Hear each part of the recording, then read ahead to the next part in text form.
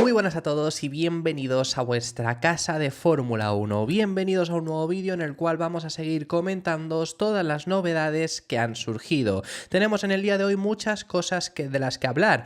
Ha vuelto a aparecer Felipe Massa en acción, pero además de todo ello seguimos teniendo que contar muchas noticias del mundo de la Fórmula 1, cosas de Aston Martin, cosas de Ferrari porque se ha hablado acerca de fichajes que quieren realizar y mejoras, muchas más cosas que van a ocurrir y muchos otros temas que os tenemos que comentar que estarán todos detallados en la descripción de este vídeo por si quieres saltarte algún tema y pasar directamente a tu momento de elección. Habiendo dicho ya todo esto, lo primero por lo que tenemos que comentar es al respecto de esta noticia sobre Felipe Massa.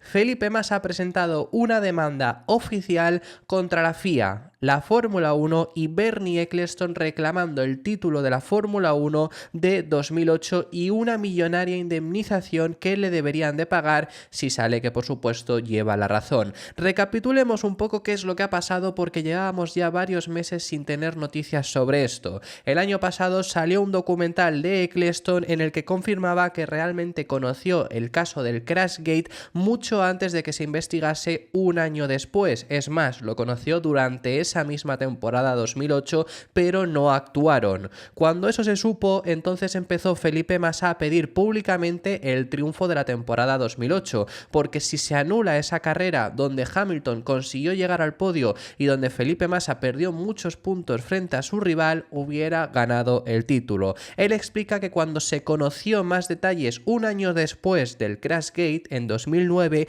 pidió ayuda a Ecclestone. Pidió ayuda porque ya desde ese momento, si se anulaba la carrera, hubiera ganado el título de 2008, pero este le dijo que no se podía hacer nada ya que había pasado más de un año y no iban a cambiar el resultado de un campeonato entero. Pero como realmente él y la FIA, junto a Max Mosley, que en aquel entonces era su presidente, ya sabían del Crashgate, ahora Felipe Massa se sentía robado y por eso empezó a pedir públicamente el triunfo, llevando ahora a los tribunales este caso. Fue entonces en aquel entonces, hace meses, cuando se avisó a la Fórmula 1 y a la FIA y estas aceptaron las reclamaciones de forma amigable, podríamos llegar a decir, que estaba realizando Felipe Massa, pero le pidieron que no lo llevase a tribunales, que no lo llevase a juicio, que le dejasen a ellos en ese punto estudiar el caso, estudiar qué se podía llevar a cabo para esta reclamación que estaba haciendo el brasileño. En ese momento Felipe Massa aceptó y esperó a esa investigación, pero esa investigación han pasado meses y todavía no había noticias. Massa les dio un plazo de 2 semanas, pero han acabado pasando meses hasta que finalmente el expiloto de Ferrari ha llevado a tribunales este caso. Ha elevado una demanda frente al Tribunal Superior de Londres frente a la FIA, Fórmula 1 y Bernie Ecclestone, como decimos. En ella, Felipe Massa reclama el título de 2008, alegando que si esa carrera no hubiera contado al estar amañada, el título habría sido suyo y una indemnización pide además por daños y prejuicios de no haber sido campeón en ese 2008. Tengamos en cuenta que no solo lo que podría haber ganado de bonus o lo que sea por su equipo por ganar ese título, sino posibles sponsors, el hecho de no ser campeón del mundo durante más de 15 años, que podría ahora serlo si tuviese razón. Muchas de esas cosas pide entre 64 y 150 millones de libras, lo que viene a ser al cambio unos 75 y 175 millones de euros. Esta es la reclamación que hace Felipe Massa. Hay por supuesto una demanda bastante extensa de sus abogados en la cual os vamos a resumir bastante lo que ponen en esa demanda, la carta que han enviado los abogados del brasileño, pero lo que dicen, lo que están reclamando es lo siguiente. El señor Massa solicita que se declare que la FIA incumplió su propio reglamento al no investigar el accidente de Nelson Piquet Jr. en el Gran Premio de Singapur de 2008 y que, de haber actuado correctamente, el señor Massa habría ganado el campeonato de pilotos ese año. El señor Massa también solicita daños y perjuicios por las importantes pérdidas económicas que ha sufrido debido a la decisión de la FIA y en el que el señor Ecclestone y la FOM también fueron cómplices. Los Los intentos de encontrar una solicitud amistosa no han tenido éxito y han dejado al señor Massa sin otra opción que iniciar un procedimiento legal. Además, en esta carta que envían, que es en la que lo están comunicando, dicen algo que también me parece bastante interesante, y es que después de los recientes rumores, después de los recientes conflictos que ha estado habiendo con la Federación Internacional, se refieren sobre todo a estas dos investigaciones que ahora está habiendo sobre el presidente Mohamed Ben Sulayem, al cual se le investiga primero por, y yo creo que es la más grave, intentar boicotear un gran premio de Fórmula 1 al no darles la certificación para poder correrse una carrera, que fue el Gran Premio de Las Vegas. Luego hay otra que no me parece tan grave, si saliese culpable sería muy grave, pero esto es algo que habitualmente siempre se ha hecho, que es el hecho de haber amañado un resultado.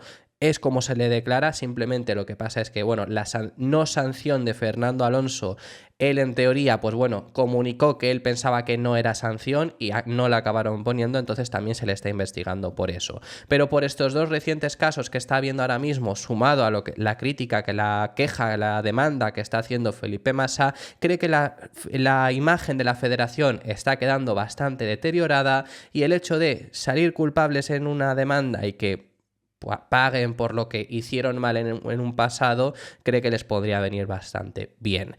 Los recientes acontecimientos demuestran naturalmente que las cuestiones de transparencia e integridad en la Fórmula 1 siguen siendo relevantes, y está claro que es necesario trabajar seriamente para reestructurar su credibilidad y su futuro a largo plazo. También, por supuesto, ha salido a hablar el propio Felipe Massa, ya no solo los abogados, en lo que esto era, como digo, una carta que han enviado, sino el propio Felipe Massa ha salido a hablar públicamente ahora, después de elevar esto al tribunal, donde por supuesto dice, vuelve a repetir, que esto lo va a llevar hasta el final y va a hacer todo lo necesario para que se le reconozca como el campeón de la Fórmula 1 de 2008. Siempre dije que lucharía hasta el final. Como la FIA y la FOM decidieron no hacer nada, buscaremos la corrección de esta injusticia histórica en los tribunales. El asunto está ahora en manos de los abogados y ellos están plenamente autorizados a hacer lo que sea necesario para que se haga justicia en el deporte. Además de todo esto, también ha salido públicamente a pronunciarse uno de los que está implicado, Bernie Ecclestone, que Ecclestone en estos últimos meses pues ha dado, también te digo, declaraciones contradictorias. Ha habido ocasiones en las que ha dicho que no tenía más a que actuar, ha dicho también que si saliese ganador tendría Hamilton que hacer lo mismo con el de 2021. Bueno, ha habido en varias ocasiones en las que ha llegado a decir cosas contradictorias. En este caso, ahora, después de haber presentado la demanda también en contra suya, él es parte implicada y a quien le demandan, quien seguramente también tendría que pagar parte de la indemnización, porque no solo será la FOM y la FIA, él tendrá que pagar si salen culpables, ha pronunciado y ha dicho que efectivamente lo que hace Massa es lo correcto. Si me hubiera preguntado, le habría dicho que lo correcto era demandar y dejar que un juez inglés decidiera lo que está bien y lo que está mal. No puedo decir nada sobre el resultado y lo que ocurrirá. No tengo ni idea y no creo que nadie la tenga, pero desde su punto de vista es mejor que un juez inglés dicte sentencia. Será más que útil para él. Así que bueno, esas han sido las palabras y eso ha sido lo que os podemos contar ahora mismo acerca del caso Felipe Massa. Veremos cómo evoluciona todo esto. Os tenemos que hablar acerca de uno de los temas que habéis podido ver en el titular y en la miniatura del vídeo. Os tenemos que hablar acerca del fondo de Aston Martin, del suelo, porque el coche de Lance Stroll ya sabemos que colisionó gravemente durante el Gran Premio de Arabia Saudí, y el problema para Aston Martin, para nosotros encantados porque esto lo podemos llegar a ver, que es que el coche lo levantaron para desplazarlo de ahí, para sacarlo de la pista. Aquí, bueno, no hay demasiado problema, pero es que lo levantaron bastante y por bastante tiempo. Entonces, por supuesto, salieron fotografías y efectivamente ya tenemos las fotografías de cómo es el suelo del Aston Martin. Es el primer monoplaza de esta temporada que lo vemos y realmente hay algunas cosas se ve claramente que hay progresos, que hay mejoras. Ahora os digo donde yo sobre todo creo que hay más mejora, aunque también os digo que, por supuesto, y antes de compararlo con otras fotografías que os vamos a enseñar, os digo que desde luego, por ejemplo, parece menos desarrollado que el de Red Bull. Repito, esto parece, yo no soy tampoco ingeniero, yo te digo por lo que veo, yo no tengo un túnel de viento, yo no tengo un simulador, por supuesto, para deciros esto es mejor, esto es peor. Yo os voy a comparar lo que hay diferencia y, por supuesto, lo vamos a comparar con el de Red Bull del año pasado. porque este no lo tenemos este año. Esta foto la guardaremos y en cuanto vayamos viendo también pues más suelos, la iremos comparando contra los rivales. Pero este es el suelo de esta temporada de Aston Martin, el que han presentado, y hay ciertas cosas que se ven diferentes. Hay dos fotografías de este suelo, también tenemos esta, realmente no sé en cuál se ve mejor, hay ciertas cosas que se ve mejor en una y en otra. Esta, por ejemplo, la parte trasera se ve mejor, está más claro, porque en esta está más negro, pero yo diría que los canales de aire se llegan a ver mejor en esta. ¿Con qué lo vamos a comparar? Primero lo vamos a comparar con el del AMR23, donde se llegó a ver por parte de Automotor un Sport en este momento en el que lo estaban desplazando. Bueno, se pudo llegar a apreciar y aquí ya hay ciertas novedades que se llegan a ver. Vemos que estos canales se mantiene bastante similar a los que hay en este AMR24. Realmente la forma ha cambiado un poco. Os puedo decir que también la forma en la que sale ya de aquí, que vemos que va dirigido hacia el exterior, es diferente.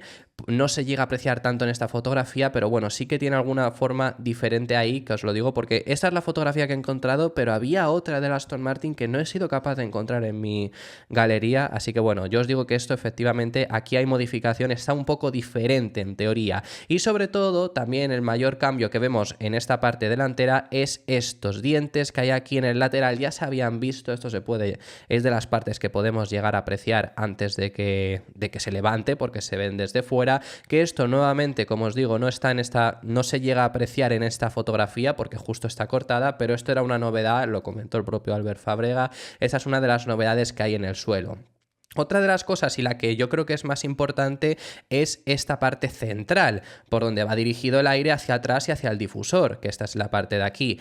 ¿Qué es lo que vemos en esta parte central? Bueno, pues si lo comparamos con esto, se ve más refinado, aquí me parece más grande, más voluminoso. En el otro me parece más refinado. Yo diría que esto también, pues por supuesto, es un avance. Vemos más parte del suelo, que esto era algo también que era importante, que lo comentaban en el Aston Martin, ¿no? Que tener más superficie en el suelo, más superficie sobre la que trabajar. Sabemos que esto es la parte más importante de los monoplazas, así que por supuesto es algo crucial, es lo que genera el 75% de la carga aerodinámica de estos coches y es la parte que si tú vas más avanzado vas a ir mejor. ¿Por qué Red Bull saca tanta ventaja? Pues por esta zona, por esto de aquí. No lo saca por los pontones, que hablamos mucho de si irán hacia el cero pontones, no lo saca por los alerones, no lo saca por nada de eso, lo saca por esta zona de aquí, que son el equipo que más avanzado está. Y en este punto está más refinado al estilo Red Bull. El año pasado se les criticó bastante por eso mismo, porque esto era muy voluminoso, era muy grande, muy abrupto, y en esta ocasión lo vemos más refinado. Yo creo que es un paso hacia adelante, es un paso positivo, de lo cual esto no te sirve, por supuesto, todavía para ganar el campeonato. Porque ¿qué suelo te sirve para ganar el campeonato? Tenemos dos fotografías del Red Bull. Tenemos una fotografía que es en Mónaco, que es este momento cuando Checo Pérez en clasificación tuvo un grave accidente y levantaron el coche. Si os digo que el Aston Martin lo tuvieron mucho tiempo levantado, el de Red Bull ya ni os digo, lo tuvieron muchísimo tiempo levantado. Y luego teníamos esta también, que es la del Gran Premio de Hungría. También Checo Pérez aquí fue en libres, tuvo un problema, tuvo un accidente y también levantaron el coche y teníamos esta fotografía. Si os fijáis, en la parte central, que también es una de las partes más importantes para conducir todo el aire aquí por alrededor hasta el difusor, vemos que realmente aquí Aston Martin es similar. Quiero decir, está más refinado, es lo que os decíamos. Aquí era más gordo, como estamos diciendo, nos vamos a fijar sobre todo en la de Hungría, y aquí está más refinado. Entonces, es lo que os digo, parece que ha ido más hacia aquí, más hacia lo que estamos pudiendo llegar a ver. Luego los canales que desprenden el aire hacia afuera lo vemos muy diferente a lo de Aston Martin. En este sentido, el Aston Martin ya era bastante así, como os digo, ha cambiado sobre todo la forma de expulsarlo y efectivamente no se parece a lo que tiene Red Bull ahora mismo. Bueno, pues diferentes formas de intentar conducir el aire. Ni una es mejor ni una es peor. Digo de primeras, por supuesto, ¿cuál es mejor? Esta, que es la que más funciona, porque esta misma forma es más o menos similar a lo que llevará Red Bull habiéndolo evolucionado. Esto, como os digo, es 2023. Y luego también tenían en este Gran Premio, tuvieron esta actualización, que bueno, es la que nos destacaban en este Gran Premio de Hungría, que efectivamente aquí no lo tiene, pero Red Bull acabó introduciendo también esto, que es también lo que tiene Red Bull este año. Luego, si nos fijamos en esta fotografía, pues como os digo, esta parte se veía más delgada que en el AMR23, Q3, que es ahora más similar. Así que bueno, es lo que hemos podido llegar a apreciar en este Gran Premio de Arabia Saudí. Estos son los cambios que habría introducido Aston Martin en este suelo. Ha quedado al descubierto, ha sido el primer equipo que se lo hemos podido presenciar. Veremos más equipos, veremos qué es lo que van introduciendo, veremos. Aston Martin tiene que desarrollar mucho esta zona, es la parte más importante, como os digo, y es donde más desarrollo debe de haber, así que veremos si efectivamente lo acaban realizando.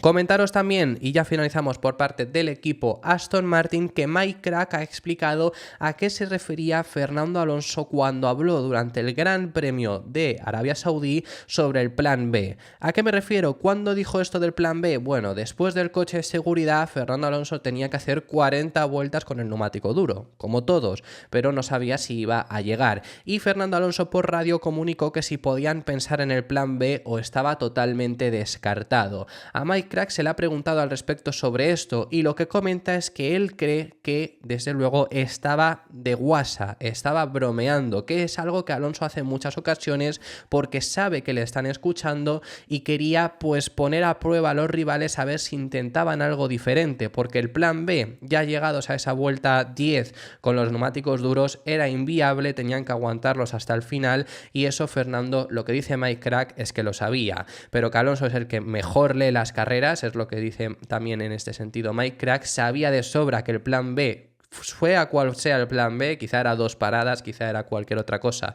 no les iba a salir, por lo cual lo estaba realizando únicamente para que le escuchasen y para crear esa incertidumbre en los rivales. Es lo que dice Mike Krack, esa es la explicación, le ha llegado a decir como zorro viejo incluso, que eso pues por supuesto lo sabemos que es así. Alonso es una persona que sabe muy bien. Yo recuerdo el Gran Premio de Brasil del año pasado, cuando consiguió llegar al podio, se le olvidó exactamente cuál era el target, cuál era en el plan en el que estaban, cuál era la vuelta que tenían que ir haciendo y la calculó mediante, y se lo preguntó al ingeniero para no que le dijeran tienes que hacer un 1.30, por ejemplo, exactos, ¿no? Para que no se lo dijeran, bueno, 1.30 no, en Brasil es mucho más rápido. Bueno, me es indiferente, me entendéis.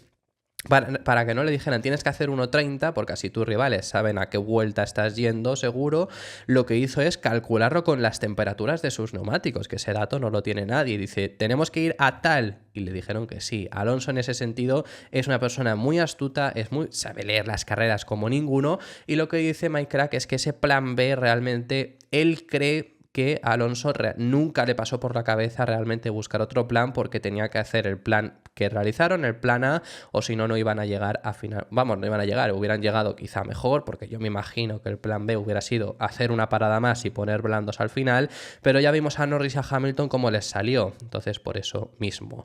Básicamente nos pidió el plan B, pero ¿hubiera habido plan B? Fernando siempre te está tomando el pelo, tienes que tener cuidado si es realmente sincero al respecto, porque yo sabía que conocía todas las estrategias, conoce todo lo que está pasando siempre y a veces quizá lo hace incluso a propósito, porque sabe que nuestros rivales le están escuchando. Es un viejo zorro, pero siempre nos despierta. Tan pronto como piensas por un momento que sabes lo que estás haciendo, abre la radio y te dice ¿qué pasa con el plan B? Así que nosotros miramos el plan B, pero no se termina donde ha terminado con el plan A. Es lo que dice, es lo que comenta, que él cree que considera que estaba de guasa porque con el plan B no hubieran terminado donde finalmente concluyeron.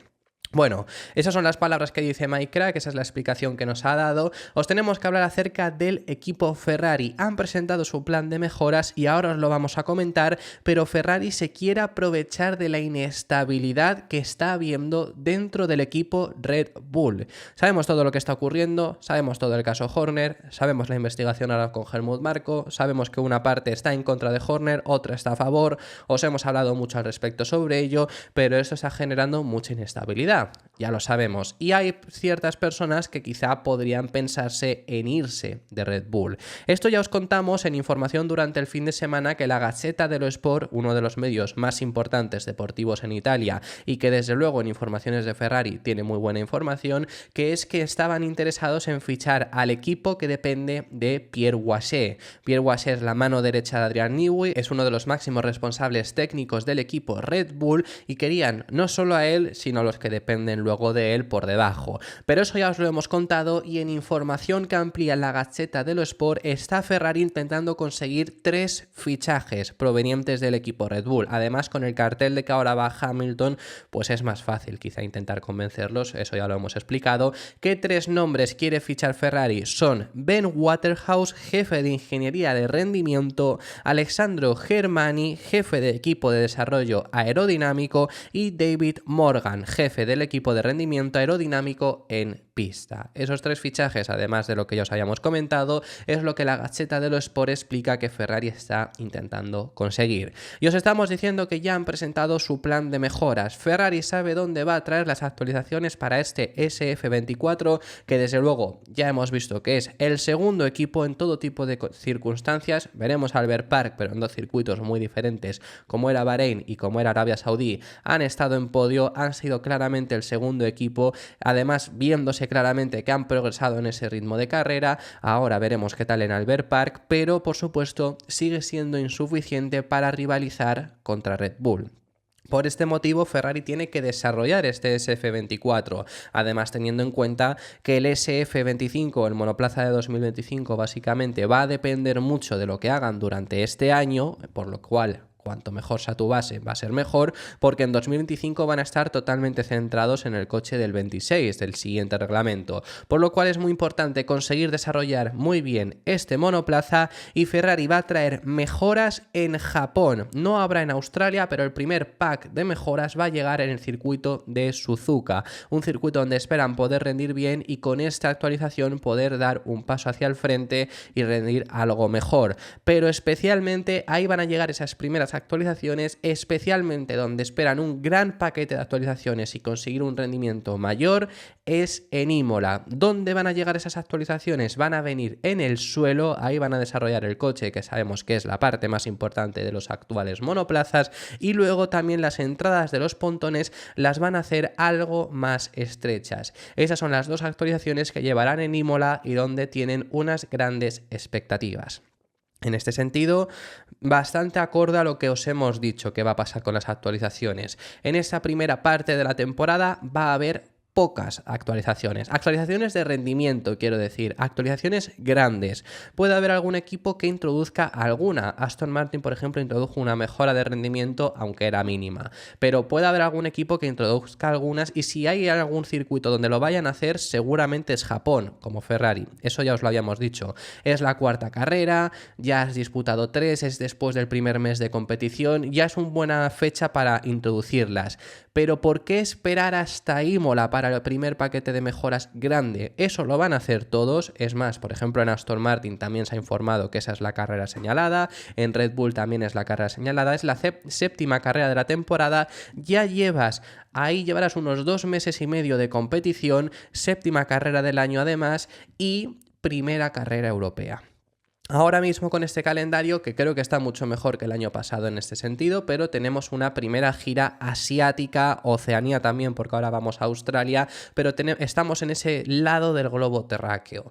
El problema para las actualizaciones viene peor, por supuesto. Yo lo veo bien porque las has casi, entre comillas casi, porque hay muchas que siguen disputándose allí, que no se van a correr en este inicio de año, pero las has agrupado todas, y ahora ya te corres en Japón, te quitas China, todo esto, ¿no? Te lo quitas ahora mismo ya del calendario porque ya las has corrido, pero para las actualizaciones están muy lejos de las fábricas europeas. Entonces, hasta que no se llega a Europa, no empieza de verdad el desarrollo grande de todos los equipos. Y por eso Imola, que es la primera carrera europea, es donde se va a abrir la ventana de desarrollo grande, continua y muy importante de los equipos, y va a ser donde ya vamos a ver un desarrollo muy elevado de los equipos. Hasta entonces, como os digo, mejoras menores. Seguramente Japón es la carrera señalada por ser ahí la que está entre medias, porque luego ya vas a China y ahí ya las llevarás, las que has introducido en Japón, luego te tienes que ir también a Miami. Es una buena carrera al final, el Gran Premio de Japón, para introducir actualizaciones, para además comprobar diferencias con ya lo que habías visto anteriormente, porque Japón, una buena comparativa puede llegar a ser Arabia Saudí. Entonces ahí se introducirán, es donde veremos seguramente a los equipos más actualizaciones que en comparación al resto. En el resto de circuitos habrá sobre todo circuito específico y alguna actualización menor, y ya para ese Gran Premio de Imola, como hace Ferrari, como van a hacer muchos equipos, va a ser el momento de las actualizaciones. Os tenemos que hablar también al respecto sobre Lewis Hamilton, el próximo piloto de Ferrari, porque ha tenido un comienzo de año complicado. Un comienzo de año donde le hemos visto terminar en clasificación constantemente por detrás de su compañero de equipo. Es más, en este Gran Premio de Arabia Saudí estuvo cerca de quedarse fuera de Q3.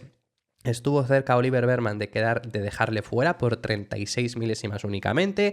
Tuvo muchos problemas. Os hemos hablado de los problemas de Mercedes. Luego en la Q3 estuvo cerca de Russell, pero por detrás. Ya le ocurrió lo mismo en Bahrein. Además, en Bahrein el ritmo de carrera sí que fue bastante peor. En este Gran Premio de Arabia Saudí, bueno, estuvo un poco condicionado por la estrategia, pero acumula además dos malos resultados. Y si nos fijamos únicamente, exclusivamente en cuanto a puntos, ha sido el peor arranque de Lewis Hamilton en los últimos 15 años de Fórmula 1. 2010 y 2011 no son unos arranques demasiado prometedores, pero obviamente los mejores son de 2015 a 2021, que son años donde tiene coche dominador. 2014 también, pero la verdad que no tiene un comienzo bastante prometedor en ese sentido. 2013 no lo recordaba, me ha sorprendido, la verdad, por ese primer año con Mercedes. Lo hizo bastante bien en las dos primeras carreras, acumulando 25 puntos, pero si nos vamos fijando, la peor temporada hasta ahora era 2022,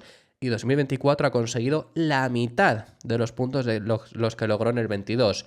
En el 22 recordar que era primer año de reglamento, Mercedes había fallado, la habían superado Red Bull y Ferrari, es decir, que estaban en tercera posición del campeonato, y encima Hamilton venía tocado de haber perdido el título del 21, le costó mucho el arranque, luego ya fue a mejor. Y aún así ha sido mejor año, mejor arranque que esta temporada. Por supuesto, incluso 2023 fue mucho mejor, pero como lo que quería decir, por supuesto, en este 24 se une también que hay un equipo más ahí arriba. Similar en el 23, pero Aston también está ahí, entonces no le podemos quitar, y está McLaren. Entonces, bueno, ya que Mercedes, que no ha tenido un inicio muy prometedor, como hemos visto, con los problemas que están teniendo y demás, si Hamilton encima ha tenido complicaciones, yo lo veo completamente lógico, por supuesto, que haya tenido este tipo de problemas. Pero ha habido una crítica bastante severa frente a él por parte de David Coulthard, ex piloto de Fórmula 1, ya todos sabemos, quien le critica por el hecho de que parece que ya tiene la mente puesta en Ferrari. Lewis no se ha sentado con este coche y se puede decir, ya sabes, George está perfeccionando el tiempo de vuelta en este momento, y se puede sentir que Lewis está en la parte trasera. Lo que sí sabemos es que si encuentra un momento de rendimiento, sabes lo que conseguirá, pero en este momento parece que su decisión de ir a Ferrari mentalmente ya está ahí. Yo creo que sí que le veremos durante esta temporada rendir mucho mejor, le ha pasado en algunas ocasiones, como os digo, en el 22 le costó el arranque, aunque fue mejor en cuanto a puntos, también logró un podio en la primera carrera del 22 después de un doble abandono de Red Bull, pero esa temporada le costó bastante el inicio y acabó siendo muy fuerte, muy sólido, así que veremos si esta temporada le vemos algo mejor. Lo último a comentaros, se han pronunciado, y ya terminamos con este larguísimo vídeo, se han pronunciado al respecto desde Haas, sobre las críticas que están realizando. Les están criticando muchísimo por la estrategia que realizaron durante el pasado fin de semana, con un Kevin Magnussen reteniendo a toda la parrilla para que Hülkenberg abriera más de la distancia de una parada, saliese por delante de ese tren y acabase consiguiendo los puntos. No ya por esa estrategia, la cual también, bueno, puede ser objeto de crítica, pero el problema es cómo llegó Magnussen a liderar el tren que luego hizo, y es que llegó a liderar ese tren primero adelantando a un Alexander Albon, chocando con él y recibiendo una sanción de 10 segundos, y luego adelantando por fuera de la pista a Yuki Tsunoda y recibiendo otra sanción de 10 segundos, y luego recibe esa sanción de en total de 20 segundos, y por eso es por lo que sobre todo les han criticado. Ahora lo vamos a ver con unas palabras más extensas que me han gustado mucho de Alexander Albon. Pero Ayao Komatsu se ha defendido, el jefe del equipo Haas, sobre todo indicando que La verdad que sí es verdad que podrían haber adelantado a Tsunoda por el ritmo que estaban teniendo, pero lo realizaron de esa forma y cumplieron con la sanción que acabaron recibiendo. Pero que si hubieran adelantado bien a Tsunoda no hubiera habido tantas críticas. Yo creo que se hubiera buscado igualmente la crítica, porque también es criticable la forma en la que consiguieron los puntos, aunque creo que es lícita si lo haces bien. Haas yo creo que no lo hizo bien, porque desde luego esa forma de Magnussen adelantar para luego retener el tren no está del todo bien, y ahora vamos a ver una crítica que realiza Albon que me ha gustado, pero lo que dice Ayao Komatsu es lo siguiente: creo que en ese momento de la carrera, si recuerdo bien, estábamos luchando con Tsunoda por ser décimos. Claro que debíamos haberle devuelto la posición y haber intentado adelantarle de nuevo. Creo que con nuestro ritmo podríamos haberlo conseguido. Así que creo que el resultado final sigue siendo un 10º puesto. Si lo habríamos conseguido, es otra historia. La crítica que hace Alexander Albon, más allá de criticar este caso, que efectivamente lo critica porque es el ejemplo que pone, lo critica porque cree, y creo que sí que puede ser así, que sienta un precedente si esto continúa siendo así. Sobre todo, esta crítica la eleva a la FIA. Alexander Albon lo que comenta es que si esto va a ser así, si el tipo de penalizaciones sobre todo va a ser de esta forma, es que te sale muy rentable. Un Ferrari a lo mejor no le sale rentable. Primero, porque no vas a retener al Red Bull. Segundo, porque no te sale rentable, o ya no pongámoslo en la comparativa con Red Bull, quizá Mercedes tampoco, intentando retener a Ferrari.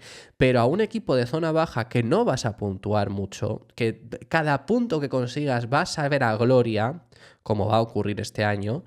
Haas es el primer equipo de la zona baja que puntúa de los 5 últimos equipos. Que esto lo puedas hacer, retengas a todo el grupo, recibas una sanción de 20 segundos por cómo has adelantado a los rivales, retengas al grupo y consigas puntos, sienta un precedente. Ahora, ¿por qué no lo hace Williams para que Albon consiga puntos y de esa forma cosechar un punto más? ¿O por qué no lo hace Sauber? ¿O por qué no lo hace Alfa Tauri? Racing Bulls, perdonad. Lo pueden hacer todos al final si ven que tienen oportunidades de verdad de puntos. Si solo se sanciona con 20 segundos, te da igual sacrificar a un piloto para que el otro coseche puntos. No es solo aquí, ya añadiría... Bueno, vamos a leer las palabras, que creo que lo dice, y aquí yo luego os añado una cosa además. Lo que dice es, básicamente le han garantizado un punto a su compañero de equipo por una sanción de 10 segundos. No sé por qué no debería hacerlo en todas las carreras. No creo que aumentar la penalización de 5 a 10 segundos sea correcto. Es necesario que el piloto devuelva la posición y no dejarlo como está. Cualquier equipo habría hecho lo mismo. Si solo son 10 segundos, sacrificas a un piloto para tener garantizados los puntos. Quizá a algún equipo de arriba no le haga falta, pero los de la zona baja media, quienes tienen que intentar sumar puntos a la mínima oportunidad, lo harían en todo momento. Aquí añado yo una cosa: es muy difícil el hecho de no te podemos poner una sanción de 10 segundos, tienes que devolver posición. Porque ¿por qué en este caso sí y por qué en este caso no? Eso es una cosa que es complicado, pero sí que tiene razón Alexander Albon. Tienes que devolver la posición y ya está. Pero si no la devuelves, yo creo que es que el problema está en que hemos estandarizado sanciones de 5 segundos y si son un pelín más graves, 10, como es este caso, que Magnussen recibió 2 de 10. ¿Dónde están las sanciones más severas? No vemos ya, sobre todo hay dos que no vemos. Hay muchos de vosotros que lo mismo no sabéis ni de qué sanciones estoy diciendo porque no las habéis visto aplicadas. ¿Sabéis lo que es un drive-thru o lo que es un stop and go? Personas que hayáis empezado a ver la Fórmula 1 en 2020 o 2021 o 2022 o el año pasado con el regreso de Alonso a los podios, no lo habéis visto esto a lo mejor. Porque no ha ocurrido en estos últimos años. No han ocurrido drive-thrus, no han ocurrido stop and go. ¿Sabéis lo que es? No os lo voy a explicar. Dejadme en los comentarios alguno que hayáis llegado hasta este punto si sabéis exactamente lo que son esas penalizaciones. Y no se aplican. Si hay una sanción severa, se tiene que poner drive-thru, y si ya es muy severa, un stop and go. La última vez que yo recuerdo un stop and go, si no recuerdo mal, es Italia 2019 con Vettel, porque se reincorpora a pista de forma muy mala y le ponen un stop and go. Hoy en día esa sanción le ponen una sanción de 10 segundos. Un stop and go es la peor sanción que te pueden poner antes de la descalificación. Y yo creo que, por ejemplo, un stop and go no se lo tenía que haber puesto, pero un drive-thru sí. Si no devuelves la posición porque te vas a beneficiar, drive-thru. Y ya está. Y yo creo que esa es la sanción que habría que poner en este tipo de casos, por ejemplo. Así que bueno, esa es la crítica que han realizado, esa es la defensa que también ha hecho el equipo Haas y esto ha sido todo por este vídeo. Muchísimas gracias por haber llegado hasta este punto, lo siento por hacer un vídeo tan larguísimo, pero había muchas cosas que comentaros por supuesto en el día de hoy, así que muchísimas gracias por haber llegado si has llegado hasta el final de este vídeo. Si te ha gustado el vídeo, déjame tu me gusta y deja tus comentarios sobre cualquiera de los temas que hemos hablado. Déjame en los comentarios sobre el Drive-Thru Stop and Go, que además sabré que has llegado hasta el final del vídeo, pero sobre cualquier cosa que quieras de lo que hemos comentado en el canal, por supuesto déjame en los comentarios que estaré encantado. Suscríbete al canal si no te quieres perder ninguno de los contenidos que vamos a seguir realizando y nos vemos en el siguiente, que seguiremos hablando de Fórmula 1.